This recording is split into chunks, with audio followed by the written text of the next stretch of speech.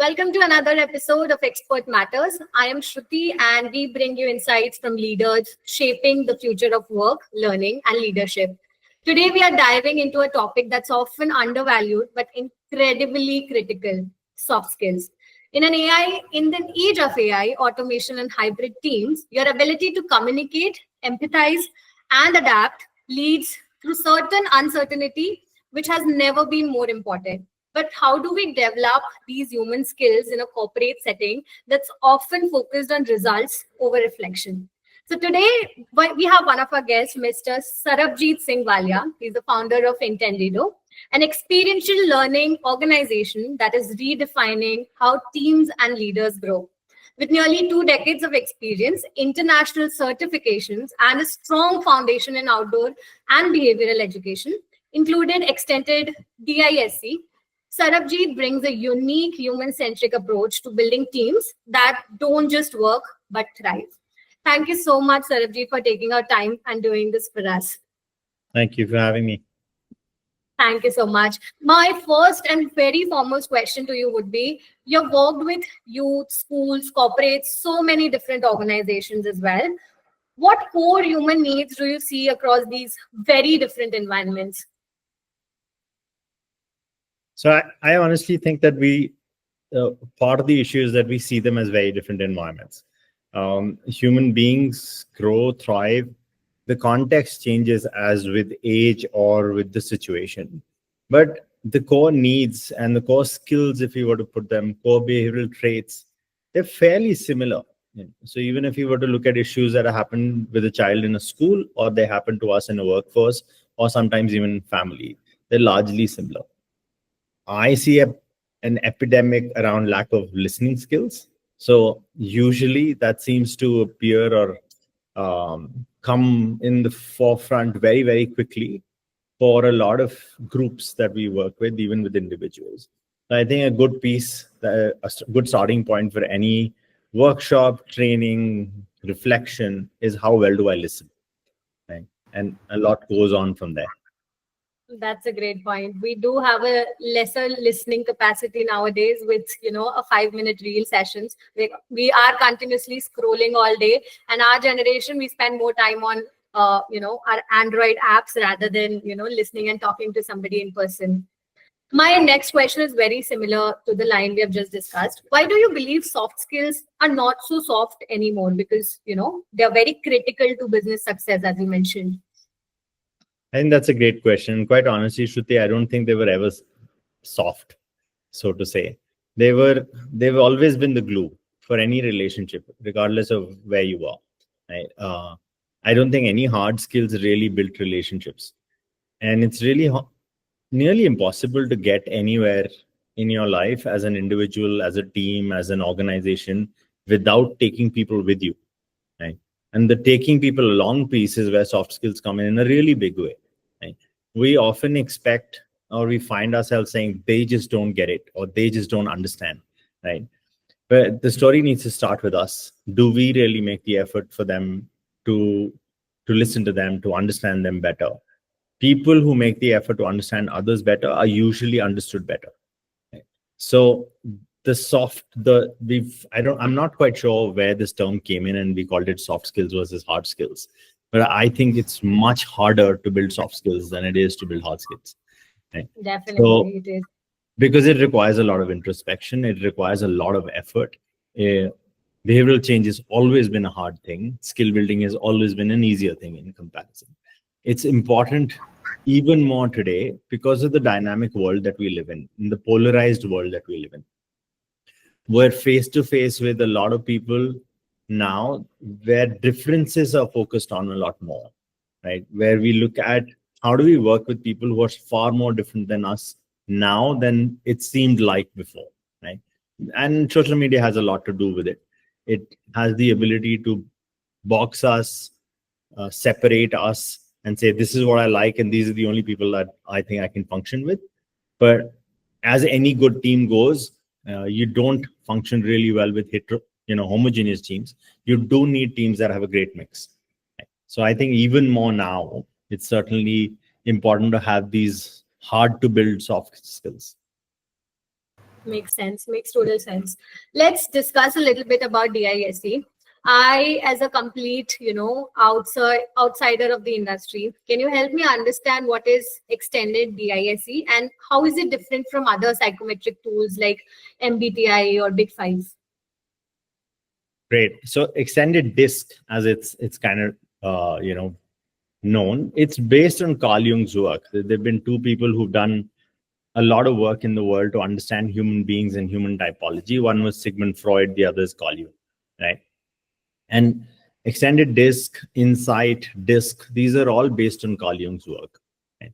And it's basically a psychometric assessment tool, right, that looks at human behavior. It categorizes personalities in 4 different areas. So dominance, influence, steadiness, and conscientiousness.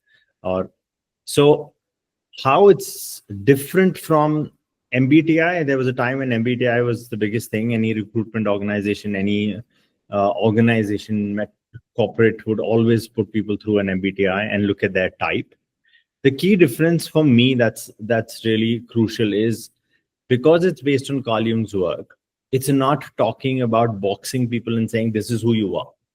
You're not an INGTP kind of person. You are basically, it's saying that you're making choices. If you make different choices, you'll have different outcomes. For me, what it does is that it tells you that unlike Freud, who said everything that happens in your childhood, right, impacts your today and your tomorrow, Carl Jung's work says your perspective to everything that happened in your past. One, it's not just your childhood, but it could be 5 minutes ago. Your perspective to it is what impacts you today and tomorrow. And what that does for me is it creates a choice. And the choice is I can build a different narrative.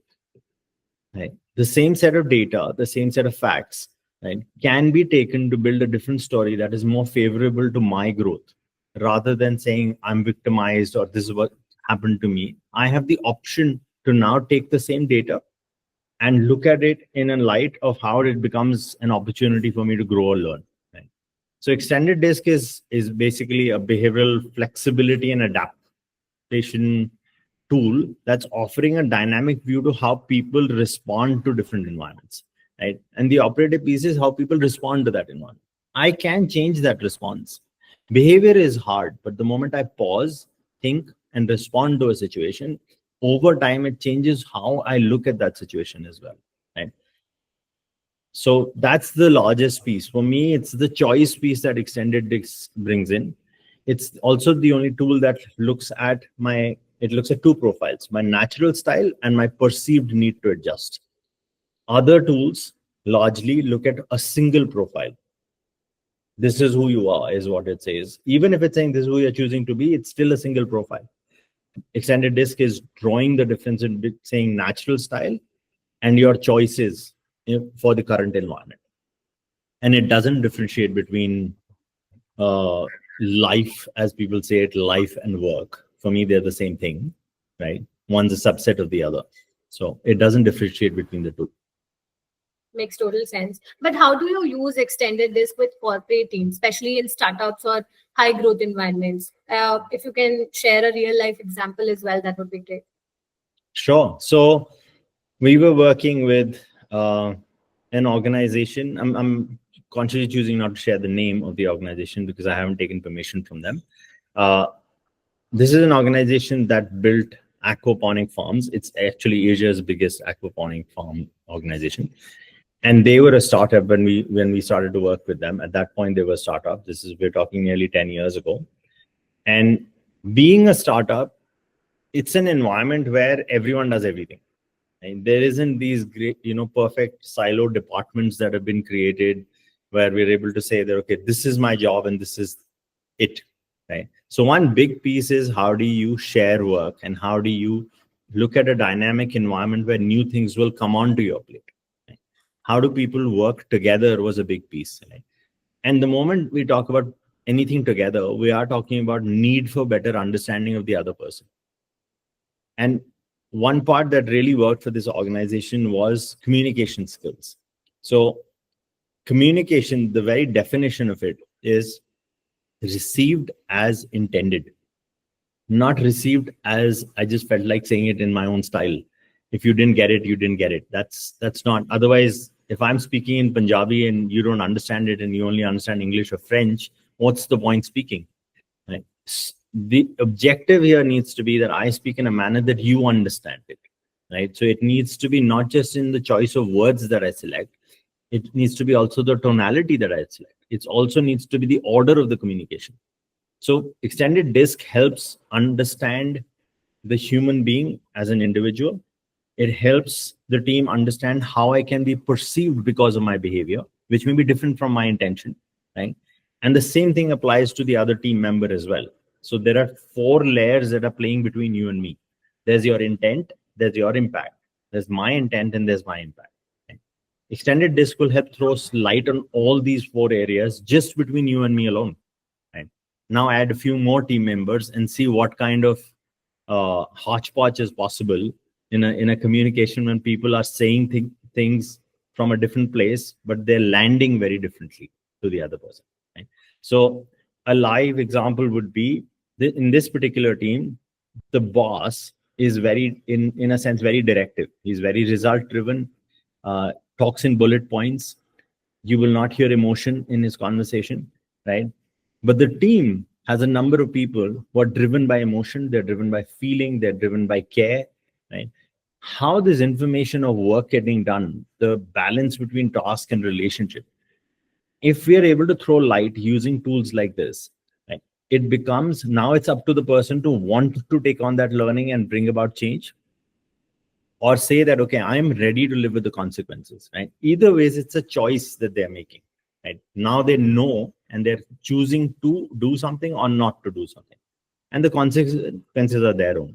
So here is one big piece where it really helped a startup in terms of building their communication, understanding the roles a lot better. If you look at a job description that an HR team usually puts out, you take that job description and you put it on a disc map. Often you will see that everybody is looking for superheroes or heroines. Right? They want people to be in all 4 quadrants. No human being is ever in all 4 quadrants. Right? So it helps even an HR department say that, oh, you know what, we got to temper our expectations. Because often what happens is, even if a person, a new hire, is delivering 70% of what you had on the job description, we often focus on the 30% that they are not. But we might want to ask ourselves that, is it really possible for a person to be highly detail oriented, have great ideation, be quick and decisive, but also make sure that things are stable? These are 4 different quadrants. And this is Right. really common in a job description. So that's how I would say an extended disc could really help a startup understand its people, understand the team, find a cohesive way of working together, right? Get into each other's face in a more tactical, know how to communicate kind of a way, and know how to deal with conflicts. You actually avoid them also to some degree. Makes sense. It definitely, can help in day-to-day decision making, leadership decisions, as well as conflict resolution at workplace as well. So, identification of all 4 quadrants is really, really important, like you said. While talking about the experiential programs you have, how does Intendido design a custom learning journey for a corporate client, especially, and what makes your approach very unique? Well, to be very honest, I don't think it's unique. I think Okay. anyone with great intention to ensure that we're delivering what our learning partner, for the lack of a better word, client, needs, right? If we have the intention to understand the problem, then we'll deliver it really well, regardless of what tools are at your disposal. I'm not saying that people's intentions aren't there, but often I find organizations to bend and bow to the need for do this quickly. When you hear a sentence saying, "Oh, hi Sarab, can you just send me something?" It's very easy to say send me something, but that something requires a lot of time, because especially if it is specifically built for the issue that one is going through, right? And we can have a cookie cutter approach and be ready to say that, okay, this is a leadership program. It's such an overused word, right? Sarah, we want to run a leadership program with our team. What does that mean? Leadership at what? right? Is it self-leadership? Is it collective? Is there a goal in mind? Is the goal more about relationships? Is the goal about revenue? What are we looking to address here? So as a process, it's really important for us that whatever we do, it leads to a lasting impact. Otherwise, we will choose not to do it. So early in the days when we started Entendido, we built something based on Simon Sinek's work and all our years of learning. We put a number of models together and we put our own golden circle together. So I'm borrowing from Simon Sinek's work with his golden circle of, the why, the how, and the what. Often training organizations gravitate to, so do the HR departments, the clients, of what will you do? What activity will you do? Will you take them for a trek, or will you go for a rock climbing, or will you do it in a conference room, and what project will you take on, and things like that. We need to pause, track back, do an appreciative inquiry, which is a known process to try and understand what is required here. Why does a person feel that we need a leadership training? What's missing? What are they trying to gain? Maybe nothing is missing and something is to be gained. So we have to go further. It's a high performing team that they want to take to the next level, as opposed to it's a low performing team that they're looking to fill some gaps. These are two very different programs. So it has to start with a considerable amount of pre-work, right? And that's super important. So it's not unique. There are organizations definitely that do brilliant work around that, right? Your pre-work has to be really strong. You to use tools like appreciative inquiry to understand what the issue is. Keep it experiential, no gyan, right? There's this, I remember reading this somewhere saying on a wall, it says, यहाँ ज्ञान मत बांटिए, यहाँ सभी ज्ञानी है. Right? So that's a thing that you have to apply to yourself when you're designing. It is not a one-way thing.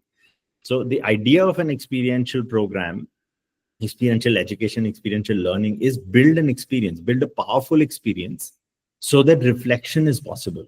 You cannot reflect on a weak experience. It's hard to do that. Your mind wanders somewhere else.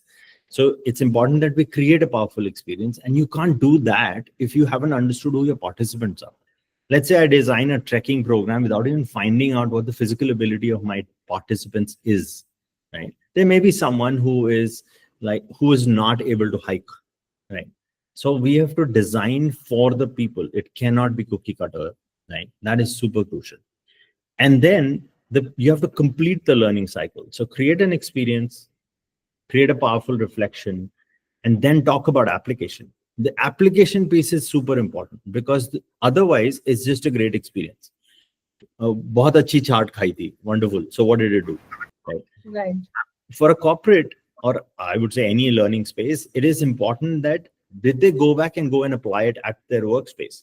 If they didn't do that, then it was just wonderful 2 days of getting together, great food, and we stayed at a wonderful place. That's about what it leads to 3 months later. Definitely. I myself am a part of human resources department at my company, and I've witnessed a lot of corporate training programs for all kind of teams and all kind of positions and levels.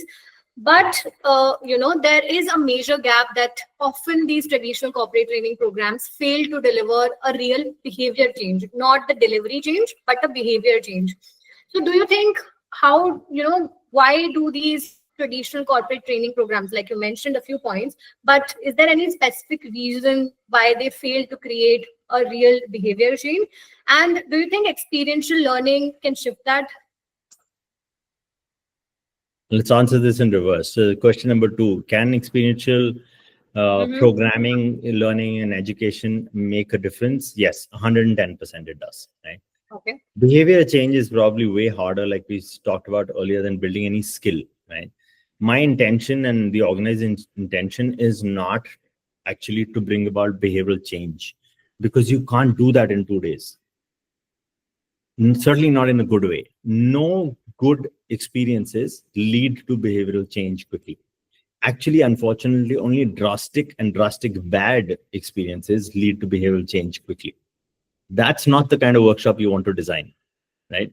So you want to design a workshop that has the value of failure and has success in the end. And the moment it has success in the end, it has happiness, at least pleasure, if not happiness.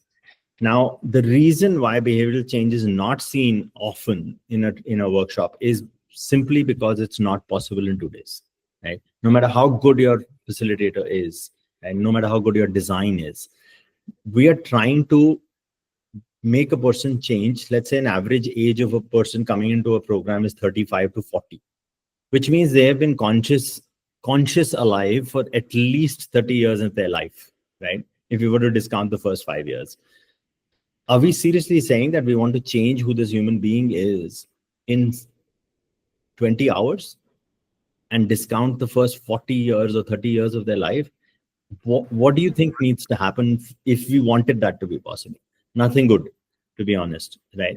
So that's why you see that people who had bad experiences like accidents and loss and things, their behavior change happens within a few days or a few weeks, right? What does happen is, so because we ask ourselves, then why are we doing corporate training if you can't do behavioral change? One, take on longer journeys, work with clients that are actually invested in behavioral change, right? Which means it cannot be just 2 days, which means that it has to have multimodality. You meet in person, you meet online, you use tools like journaling, right? Reflection, go back and put the stuff on, use Google Classroom, for instance, right? To build that piece. And it's a journey that you take someone through. Entendido does two kinds of workshops. One's called a mirroring workshop, the other is called a conditioning workshop. Right? When we have lesser time, all we genuinely can achieve is create mirrors for people. So we will design a workshop in which we are able to create an experience where you can see your behavior. Then we would help you reflect and see, do you like the outcome of your actions? So as in, your behavior leads to an action, do you like that outcome? If the answer to that question for yourself is yes, I do, then life is great, carry on. If the answer is no, I don't, then let's talk more. The talk more is what the continuing part, the follow up and the continuing journey is. But that is as far as what a 2-day workshop will go. When we're talking about a conditioning piece, then we're saying that we're taking you beyond reflection and we're taking you to application. But application and then again an experience, then again a reflection, and so on. The learning cycle continues, right? Which means we need more time with the same person to create a lasting impact, and to expect it to happen in a snap is honestly not a very thought through expectation. And that's why, unfortunately, it's not that organizations who deliver training aren't good. It's just that we often have unrealistic expectations of someone needing to, or ability to change behavior in 48 hours. Doesn't happen. Right, makes sense. While we talk about startups, they definitely, should have a mentality to, have a change or shift in their behavior or not before going through any kind of learning or training. But do you think this program, or maybe any kind of program, would be beneficial for large organizations as well? Because they have multiple departments, a lot of different mentality, and a different, theme line. Every team and every department is working on different motto and vision. So do you think this learning or programs could impact their productivity as well, or maybe their, mental models as well? Certainly. So there's enough theory that supports that actually, as human beings, we don't go beyond groups of 10 to 15. No matter how big the organization, you may have 40,000 employees or 100,000 employees. We generally, on a normal basis, don't interact with more than 10 to 15 people. Now, those 10 to 15, depending on the structure and my role and my work, maybe within the same team, or they may be across teams and across countries, and I interact with them across platforms, right? So as far as being in a big organization is concerned, there are enough big organizations out there that have shown that putting people on insights or extended disk or disk, the entire organization of 10, 20, 30,000 has been through it. And they go through it every 1.5, 2 years. And my behavioral type is available for you to see. Because the intention here is that please try and understand whom you're speaking to. Please try and understand whom you're designing a presentation for. When that becomes second nature for me, for instance, if Shruti is designing a presentation, right, even if I'm your internal client, right, and not necessarily an external one, as a process, if you build the thing, then my presentation needs to talk to the person I am sending it to, right? and there is tweaking required when the behavioral type of Sarab is different from, let's say, another person, another colleague. If I am a D, which is a person who decides quickly, actually doesn't like to be decided for. So that means when you're communicating with me, you're giving me ideally 2 or 3 options, right? All the options come from you. So you know the pros and cons of the options. I get to decide. I'm already on board because you're not taking away my control of deciding, right? So when you present an idea to me and when you present its possible ways, that connection that you build with me, right, is something that will apply to whether it's an internal client or an external client, as long as you can understand them. So large teams going through this process is highly effective and actually tested, researched umpteen times by big organizations both in India and globally, right, where they use this piece. So, but the key piece is we still operate in 10 to 15. That's what Right. normally a person does. So it really doesn't matter of how big you are. It's what part of disc you start to focus on, right? And what kind of skills you end up building because of it, that matters. That would change between a startup and a big organization. Correct. Going back to the tool integration we just spoke about, can you explain how you integrate tools like journaling, reflection, feedback loops, and real-time team observations, especially into corporate programs? Sure. So we actually have a workshop coming up with a big denim organization. It's a global organization, right? And we've been working with them for 3 years now. It's the same team that we've been working with. And over time, their needs have changed. The very first time they came, they said, okay, this team works together, but they sit in different places. They hardly ever meet. They largely meet on calls like this. And we need them to connect better and understand each other. This is what the most base corporate program training will be, right? Let my people get to know each other a little bit better. Yeah. And that's where it started. And then it moved to saying, because there's an IT part of that team, they don't require, they don't build requirement gathering so well, right? Okay. So we need to build skill there. So it moved from behavior to skill. And this time, the conversation is about storytelling. That are they able to actually put the narrative out to their client well enough, because they come from technical spaces and they often talk only technical stuff. So either it goes right above the person's head, or the whole conversation is rather boring, right? So when you put together these tools of journaling, reflection, use extended disk as a team piece, right? You use all these tools to your disposal, like role play, storytelling. When you put that together, what you're able to do is you're able to create an environment, a simulated environment for this person who is doing their job and putting it out to another team, which could be an internal or external client, right? So when we are able to put all this in a design together, which is what we are doing right now, we're using storytelling as a method for corporates, for a business conversation, which is a technical team conversation. So it's not them selling a product, right? It's them selling a solution to an internal client, which is a technical one, as in it's an IT team, right? And it's going to talk about business solutions and everyday stuff that an employee faces when they're working on a software. So the role playing, the journaling, the giving of the feedback, we use 360 as a process. So this particular team has recorded their presentations, right? Uploaded them. Their peers are giving them feedback on parameters that we've already set. They're using that feedback to be able to go back into the loop of trying it again, right? There is a journal that's available to them that they're using to be able to think about, when I'm presenting, what's the stuff that's going on in my mind? What's hard for me, right? When I'm presenting and I see gray boxes on the screen, because a lot of people keep their cameras off and you just see a gray box. What does that do to me, right? When I see that someone is doing something else while I'm presenting to them, right? What does that do for me? So it builds a certain emotion piece in my mind. So if they don't understand it, or they're not listening to me, things like frustration happen. What happens to me when I am frustrated and I'm presenting the next solution to you? So from a behavioral perspective, catching what's going on to me at that moment while I'm presenting to you, right? And what that leads to in terms of outcome. They're able to see that now. We're using storytelling as a method. We're using journaling as a process, right?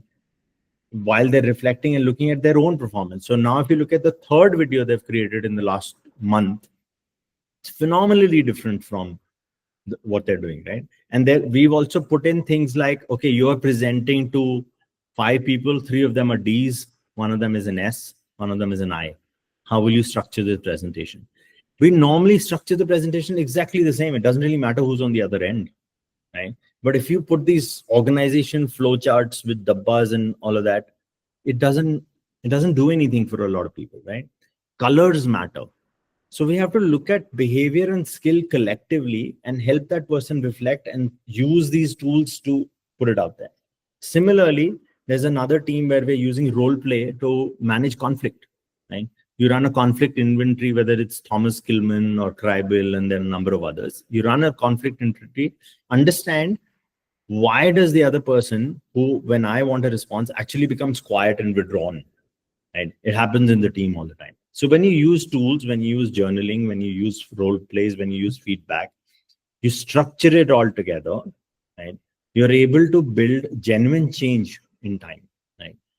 But it's important, again, it's not a 2-day workshop. They have been doing this stuff in their space for the last month and a half. Hmm. Definitely. Going back to what you mentioned, that startups often have unclear goals, or maybe they often struggle with communication and undefined roles internally. How does behavioral mapping via extended disk help in that chaotic early stage startup experience as well? So often startups have a lot of emotion in it, right? People who come in to build this together, they're very emotionally attached to what they're doing, right? Seldom ever will it happen that someone's not emotionally attached, because they'll bring in friends, they'll bring in people they've worked with in the past, they'll hire good people, as a lot of people say. We want to hire good people we can connect with and get along with. So when this happens, the passion levels are very high, and what that means is emotions are also very high.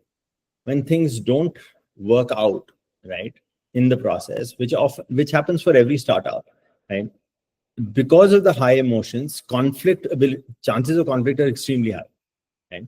What conflict looks like for you versus me can be very different, right? You may be dealing with conflict in a silent manner in your head, with frustration, with saying this is not the right place, or this is not how the person should have done it. And I may be dealing with conflict in a very verbal, verbose way, right? And letting it out and saying, this is not done, guys, this is not how it works. Oh, why did we leave? We should have finished this earlier. We've got to put the client first. All those things, right? You're not voicing it to me, maybe you are voicing it to yourself. So to understand from a disk perspective that you're a person for whom, let's say, stability is extremely important. This is something disk will tell me, right? If my conversations with you are making your life unstable, then the conflict is definitely going to happen. It'll at least happen in your head, even if I don't know of it, right? Understanding that I'm a person for whom results is important, right?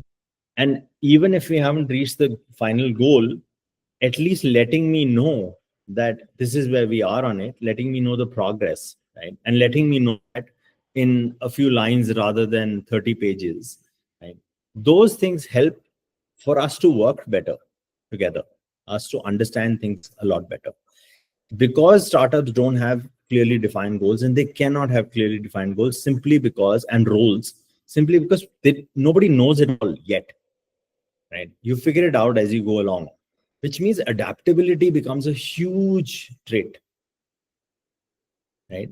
And if you're a person who's come into a startup from a corporate space where you were used to working in a certain style, right, this will be a thing that will become an issue possibly for you, right? So you've got to be conscious of that thing. Extended disk helps you see those things. It helps you see the layer between your intent and your impact, right? As a tool, it will help you see that. And now as a team, it will help you see how your team is behaving. It will show you your strengths as a team this is where you're flexible and here is where you're not. So you don't need to change behavior, but you do need to be cognizant of it, right? And build tools. So we help teams build tools for themselves that keep a check on, am I going to miss this? Because we are largely an I team, right? We're missing out the stuff on detail orientedness. We get excited by ideas and go after ideas, but we haven't even completed the previous one, right? And then 6 months down the line, we say nothing happened. Yeah, that's because you kept changing ideas every Monday morning. Correct. Right. Definitely. See, I have a point to share. Nowadays, high pressure work environment, which is, this and the new generation cannot deal with, because they often come together. Nowadays, the entire team or the company is built on the fact that providing something which they did not get at their workplace, which is healthy discussions at work, respect, transparency, and a clear expectation setting with no blame games at work, which eventually is to build a high trust environment within teams. So they don't have a major service or a major product, but they eventually want to build something which provides a healthy high trust team culture at their workplace. With Right. your experience, what advice do you have to give to the founders who want to build not just a product or another service, but a very high trust team culture within their company? So there's certainly a lot of conversation that's happening around this piece for sure, right? You want to build a high trust environment, start with trust. Everybody is trustworthy until unless they prove otherwise. You see a lot of organizations and HR departments.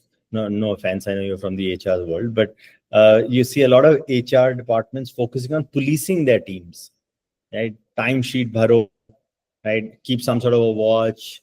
There's laptops track what it is that's happening on the thing.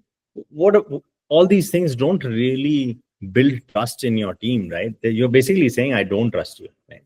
And I'm not saying they're coming from a place where it's completely ill-founded, that it's for no reason.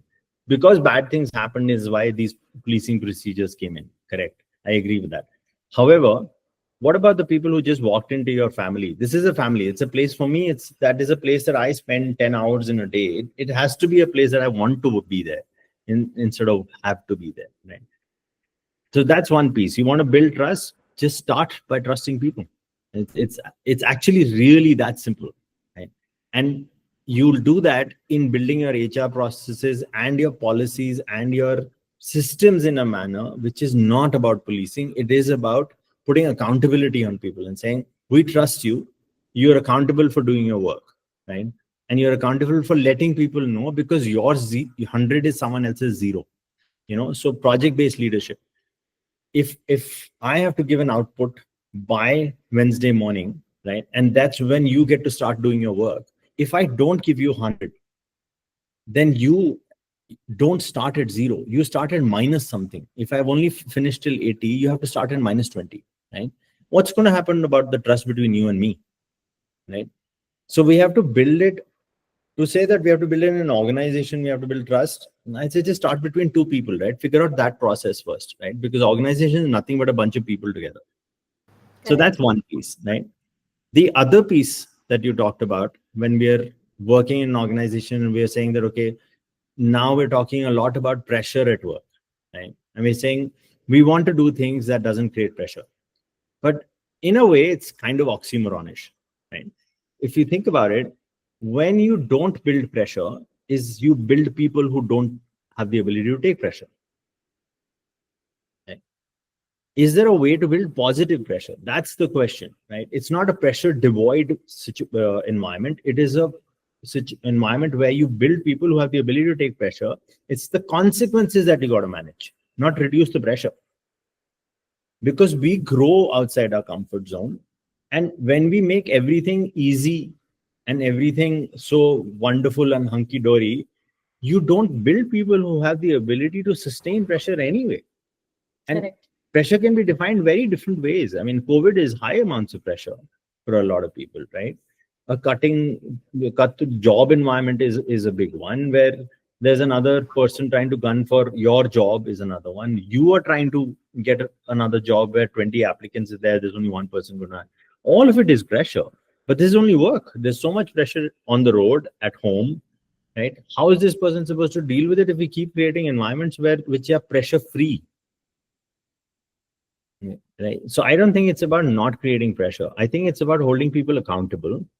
Mhm. And in time, people are holding themselves accountable so that you don't have to do that to them. You don't have to be the bad person trying to hold people accountable. If they signed up to something, they understood this is my job, they signed up to it, they said I'll do it, then you should be able to trust them to do it. You should be able to put that thing away and say, oh, you know what? Yeah, Shruti said she's going to do it, and that's it. I don't need to worry about it. Come Wednesday morning, it'll be there. Right? That's trust. Because I also give you a space, right? So you got to keep people autonomy to do their work. You have to create an environment where if a person gets stuck, they can come to you and not worry that if I ask a stupid question, what's going to happen? So trust is built in really small parts, right? It's certainly policing doesn't help with that piece. And pressure actually helps build trust. Because when people perform under pressure is when we build more trust about them. Hmm. If there was no pressure, then almost anybody can do the job. Why you? Now, Correct. we live in a country, the one thing we do really well is make people. We make a lot of people. Hmm. So there is so many people gunning for the same job, right? So why you? Why should you be selected? हमने इतने सारे, we put so many exams in NEET है, CUT है, ये है, वो है. So pressure though is something that's always designed around them. Suddenly, if you release that pressure, imagine this visual. Children are coming through a schooling environment and a college environment. All through they're tested, they put through exams, they're saying tumhari ranking, all of this stuff is done, right? This is a thinner pipe.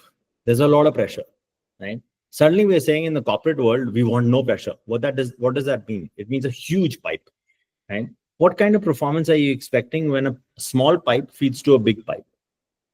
The force goes down.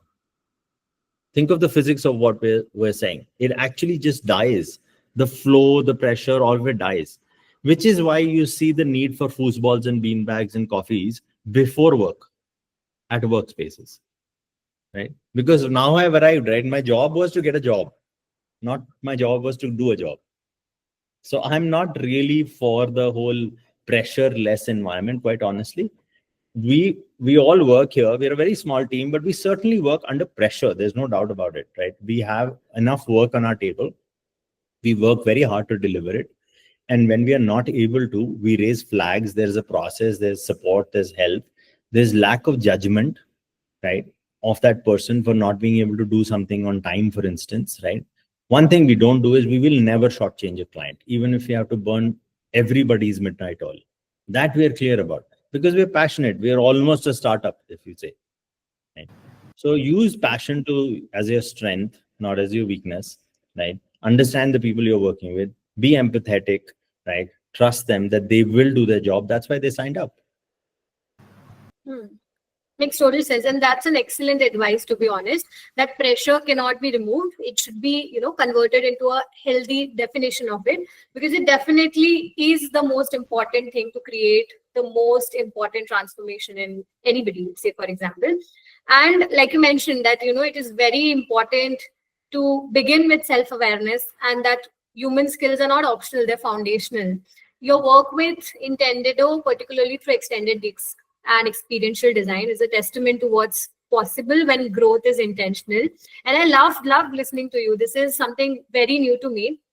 I have a few questions, definitely regarding your personal journey in the industry, and I won't take a lot of time of yours. I'll just quickly ask a few questions and we'll wrap this up. You chose a master's in outdoor and environmental education from Trudrow. How did that shape your leadership and facilitation philosophy today?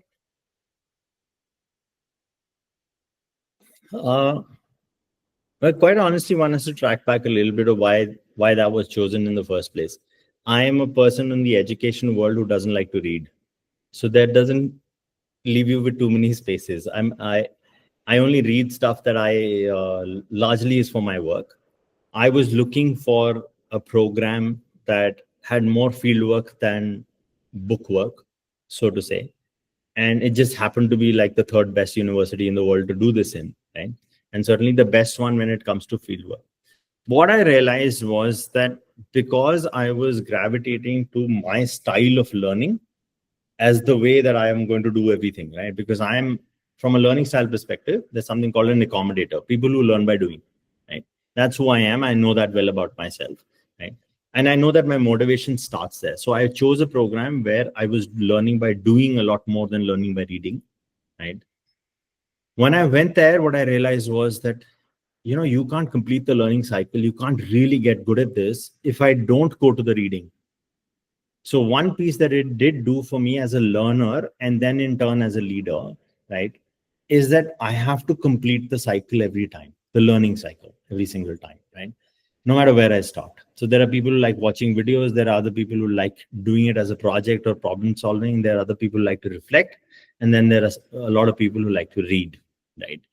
So these are 4 or 5 different types of doing things. The big change that Litro brought for me and my postgraduate education brought for me, and also teaching students. So I was teaching outdoor leadership at Litro for undergrad students. That's where all of this came together. I was learning on the same day as I was teaching, right? As in, I was a Wow. student an hour before or an hour after taking a class of 90 students who are going through their first year of college right now. So now I felt that I learn in this way, but other people learn in different ways. So then that whole thing around lesson plans, how do I deal with them, my expectation that on the field, are they performing in a next way, how will I lead these 90 students, that leadership style got affected because I understood that we all learn differently, we will perform differently, and we need different kind of support, right? And now I'm looking to basically apply that to my team. I mean, whichever team I have led over the years, I'm conscious about the fact that one person is different from the other, right? And I cannot lead the person in the same way. For instance, appreciation publicly is works for some people. They really like it, they want it, and others just actually prefer a handwritten note. You don't have to make a scene about it. You just have to give them that note, pat them on their shoulder and say, brilliant job. That's it. They'll probably keep that piece of paper for the rest of their life. And the others will keep that memory of being, acknowledged at a lunch, just a normal lunch. So leadership styles has, for me, gotten effective by learning that we learn differently. So we grow differently. So we need to be assessed differently and then supported differently. This is really very inspiring because you found what you wanted to do through actions, and you just did not settle after completing your graduation or your program at La Trobe and then getting into something which is placed by the university or the college, rather than finding your options while studying there. And you definitely have definitely excellent values at core. My last but not least question to you would be, your mantra is challenge by choice. And what does that mean in your work with corporates, and why is it so powerful? I think choice as a space is powerful, to be honest. And the reason for that is I was a kid who always blamed the outside world and say that, oh, you know what, I would have done brilliantly if X hadn't happened or if Y had happened. Right. And my parents have always told me that you got to own your choices. Right? We often feel, you find people saying, I didn't have a choice. That's never true. Actually, I can challenge anybody to say, tell me how you did not have a choice. What choices ended up in front of you as a list were made by life, by people more powerful, your circumstances, that I get, that you weren't able to make the list of choices available.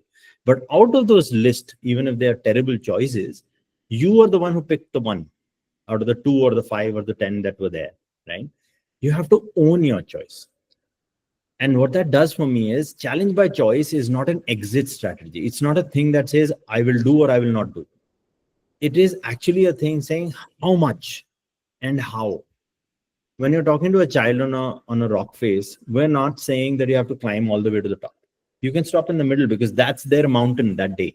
Right? When you're talking about a corporate, I can choose to say, right, that suddenly a mirror was created in a workshop that was run by Entendido or anybody else, where I saw 3 things about myself.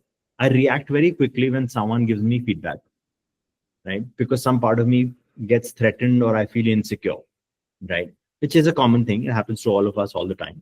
But being conscious of it, I don't deliver my message really very clearly, maybe because of the fluency of the language, or whom am I talking to, or the thought that somebody is listening to me and judging me, right? And I'm not very punctual. These were three things that came up in a workshop that someone ran for me. I have a choice to pick one. Don't pick three because there's too many, right? So when I pick that, I own that choice. And I also own the consequences of that choice, right? I think often we get in, we often, I'm just trying to find a good way to put this, but often trying to be a good person gets in the way of being a better person. Okay. We want to be this perfect person, but that's a path, right? You don't need to pick all 15 things that you feel you need to grow in. Just pick one, anyone, the one that comes easiest, right? The ones that's the lowest. So don't let being this good person's image that you have in your mind, right, stop you from being better than who you are today. Right? That for me is important, because the moment I choose how better, that is a choice. This is very inspiring. A lot of passion. I can, definitely figure it out. And I love the fact that everything is so intentional, especially at your workplace. I personally loved a lot of new things today, and I'm sure people who are watching this have definitely learned a lot of things and have a passion towards building onto themselves, would definitely explore their potential in outdoor education and experiential learning. Sabajit, thank you so much for taking our time today, and thank you so much for doing this. You're most welcome. Happy to be here. Thanks for making time. It was a lovely, lovely interaction. And to everybody who's listening, if you're a leader, founder, or an HR professional trying to build real trust and performance in your teams, this is your call to go deeper. You can connect with Mr.